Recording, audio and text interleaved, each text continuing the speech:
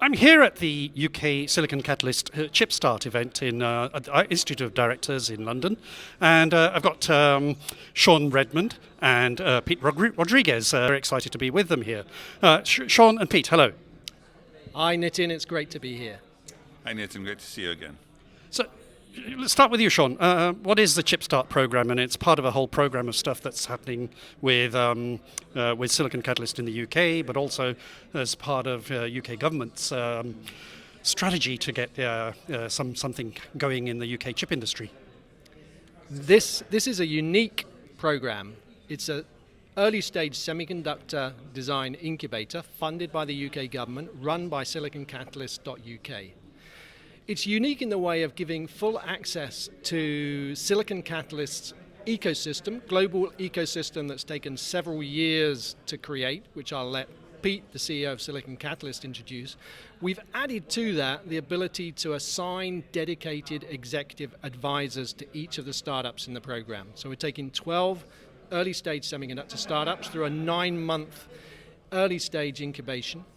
And they will get an executive advisor that will give them 3 half-days a month of their advice and shepherd them through the program.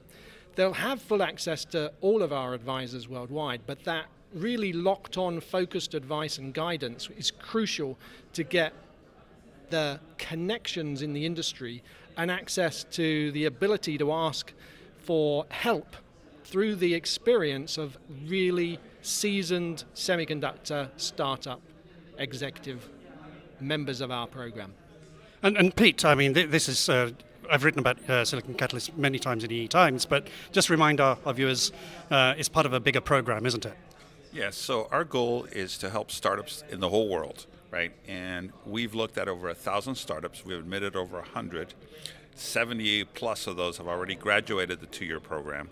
And we have over 400 partners around the world that help our startups. This is important because this is the first time that a government has said, what you're doing is super valuable, and we're going to help you, and we're going to create a pipeline of companies that have trouble getting off the ground so that they can take the next step, so that then we can look at them in 9 months and say, hey, come into our 2-year program, and really increase the chances for success. So that's why this is so important. That's why I'm here. And I think I heard you quip earlier when the minister was here, that we're ahead of the US even in this. Yes, well, the CHIPS Act started before the UK started thinking about this, and to date, the CHIPS Act part hasn't invested a dollar that I know of in this area, and the UK incubator is up and running. So Sean, I mean, you have 12 companies who we're hearing them pitch at this event today. That ranges from a lot of things, but it's, as a UK minister said, Paul Scully this morning, it's all the semiconductors that underpin all elements of the UK technology strategy. Is that right? It is. So we have 12 semiconductor startups from the UK that span semiconductors in the context of photonics-based integrated circuits, from AI processors that are completely disrupting the approach to implement that AI architecture in silicon chips. It's startups who are changing the way that energy is consumed. We have a near zero energy compute company that's radically rethought what it takes to put digital logic into a silicon chip today. Nobody's done it before. This team out of Cambridge is probably the only team that actually could make an outrageous claim and deliver on it. We've got a team that goes all the way back from the research that created and invented the first CMOS image sensor out of Edinburgh University, and that research continued over a 30-year period, and now they've invented a new single photonic sensing capability that has huge applications through the science base, and yet it's come out of that same research from Edinburgh University. It's a singular photonics. Quite incredible startups, a huge amount of energy up on the stage this morning. The first startups are pitched. We're going to hear from the second 6 startups in the afternoon. Tremendously exciting. And indeed, I mean, what I noticed from some of the startups is they're not all perfectly formed yet. They're at all stages. Yes, we've got 3 university spin-outs. We've got a spin-out from the National Physics Laboratory. We've got ideas that have came out of university PhD ideas, sometimes from a completely different section of what they were researching, but they thought about applying it to the problem in semiconductors, because semiconductors is such an exciting industry. I keep talking about this race to get to the first trillion-pound annual revenue for the industry, it's not very far away in reality. So what will happen over the next several years is transformative. The opportunity is now for startups. You go back, through last 10 or 20 years, it was a much smaller industry. The opportunities were fewer and far between. The opportunities over the next 10 years are just incredible. And that's why we're helping early stage startups now. Bring them out of the UK, get them up on the global stage, project their value, let's scale and create the next semiconductor global leaders from the UK. And I think one of the things I've noticed from hearing the talks today and being involved with lots of your events as well, Sean, is that it's not necessarily, and I guess people talk about the billions. I don't think in the UK we're trying to build fabs. What we're trying to do is regenerate the growth of the expertise like we had from ARM and Imagination and all those. Is that right? That's right. A third of the value in that trillion-pound industry that's going to be created at that size over the next 10 years is actually coming from the design content. So if you get it right and you're a fabless semiconductor company, you can take a third of that whole overall value chain. That's really exciting. And you don't have to build an advanced node semiconductor foundry on your doorstep, which very few have ever achieved, and now there's really only one doing it incredibly well. Why would you want to recreate that? You can't. What they need is access to that, and we've got the mutual respect and trust of companies like TSMC to allow our companies to access that capability. And Pete, I think you've got a track record already with Silicon Catalyst Global, and you've got some really interesting companies that have come through the program. And so just highlight some of the benefits that the UK companies might get from the global network. Well, even in this cycle, in this pre-incubator, after they had gone through the screening in the UK, and we went from, by the way, 27 applications. That's amazing, right? For the first cohort. And they got down to 20. We did a video Zoom connection with Silicon Valley, and we had our experts, we had our team. We took earnest time to look at the companies beforehand, but that's a value in itself. Then as they graduate, we bring our whole ecosystem to bear with all 400 plus partners supporting these companies, right? From financial entities to in-kind partners to tools, IP, foundry, test, right? To strategic partners that can engage with them, can invest in them, can give them NRE, can let them use their specialty fabs, et cetera. So we can go on and on about this, quite a bit about it already. So it's very exciting. And you've got sort of key partners involved as well, like ARM, Mayfield. I mean, tell us a little bit about that support and those partnerships. Right. Well, here today we're many, from IMEC to Synopsys, clearly ARM, providing IP to our startups.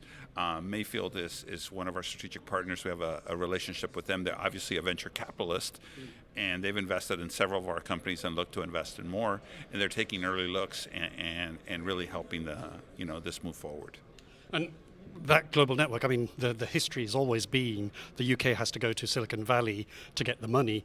Through this program, they'll get access to some of that? Absolutely. We're building a bridge to Silicon Valley. That's what we're doing for the UK companies. So we'll introduce our UK-based semiconductor startups to the right investors at the right time. And we'll help them negotiate that first seed investment, which is an incredibly important step to start scaling into a global successful company. Right. We help startups get to prototype at a fraction of the costs, at a fraction of the time. The entrepreneurs keep more of their company, right? And to go raise money with a production prototype in hand is worth its weight in gold. Yeah, I think we saw the video from ARM this morning about the winners of its competition and how they're sort of utilizing some of the facilities with ARM and those three. Absolutely. So ARM is a strategic partner and an in-kind partner to Silicon Catalyst. As a strategic partner, we collaborate on all aspects of bringing in the startups and assessing them for our program.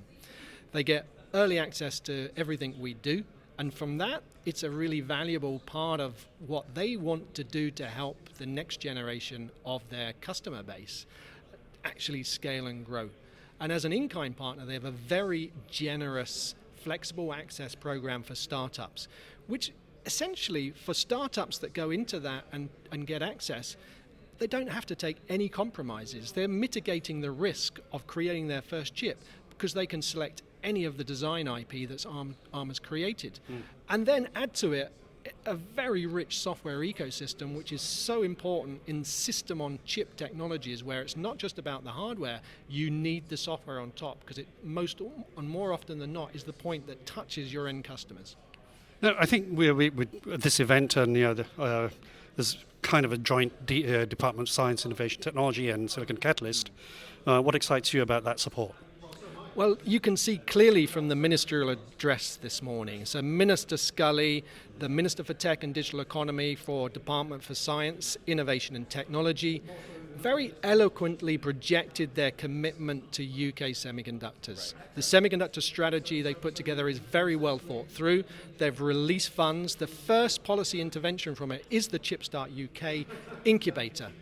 They're fully committed long term to the success of UK semiconductors and doubling down on the things that we're really good at in the UK and putting the wood behind the arrow where we can make a difference on the global stage of the semiconductor supply chain. A true knowledge economy development, I guess. It is fantastic to see. And for it to be moving so quickly. Look, the semiconductor strategy, I think, was announced in the second week of May, and here we are up on stage the first week of October, second week of October, launching a semiconductor incubator program from that strategy. And that's a 9-month program, the ChipStart. What can we expect after that? Do you think there's lots more to come? Yes, so we have a back-to-back program. There'll be another cohort coming through shortly after the first 9 months.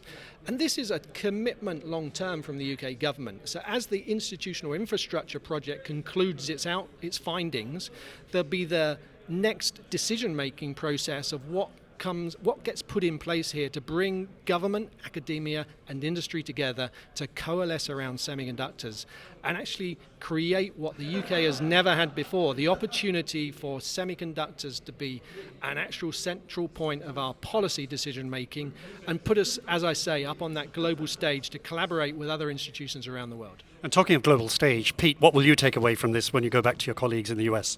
Well, a lot of energy. We got more applications for this cohort than I think in 9 years of engagement with the UK, and then a lot of support. And then you look at the room, 150, semiconductor, entrepreneurs, investors, in kind, big companies, academia. So just an amazing standing room only crowd here today. So very exciting. Well, Sean and Pete, thank you very much. Thank you. Thanks, Nathan. Pleasure.